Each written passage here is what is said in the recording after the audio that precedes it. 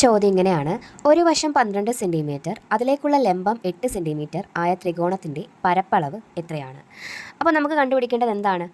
Triangle അല്ലെങ്കിൽ ത്രികോണത്തിൻ്റെ പരപ്പളവാണ് കണ്ടുപിടിക്കേണ്ടത്. അപ്പോൾ നമുക്ക് എന്തൊക്കെ തന്നിട്ടുണ്ട്? വശം 12 സെൻറ്റിമീറ്റർ ആണ്. ഇതിലേക്കുള്ള ലംബം തന്നിട്ടുണ്ട് 8 സെൻറ്റിമീറ്റർ ആണ്. അങ്ങനെയാണെങ്കിൽ നമുക്കറിയാം, നമ്മൾ കൊച്ചു ക്ലാസ്സിൽ പഠിച്ചിട്ടുണ്ട്, എന്താണ് പരപ്പളവ് അല്ലെങ്കിൽ ഏരിയ കണ്ടുപിടിക്കാനുള്ള ഇക്വേഷൻ എന്താണ്? പരപ്പളവ് അല്ലെങ്കിൽ ഏരിയ കണ്ടുപിടിക്കാനുള്ള ഇക്വേഷൻ എന്താണ്? Area is equal to half b h. എന്താണ് ബി? ബി എന്ന് പറഞ്ഞാൽ ഇവിടുത്തെ ബേസ്, അപ്പം പാദം. ഓക്കെ ആണല്ലോ. ഹാഫ് ഇൻറ്റു ഇവിടുത്തെ ബി എത്രയാണ്? 12 ഇൻറ്റു എച്ച് എന്താണ്? ഇതിലേക്കുള്ള ദൂരം, ലംബം എത്രയാണ്? 8 ആ 8 ഇവിടുത്തെ എന്തെന്ന് പറയുന്നത്? എച്ച്. അവിടെ 8. അപ്പോൾ എത്ര കിട്ടും? നമുക്ക് ചെറുതാക്കാം. 2 6 2 12. അപ്പോൾ ഇവിടെ 6 കിട്ടി. 6 ഇൻറ്റു 8 എത്രയാണ്?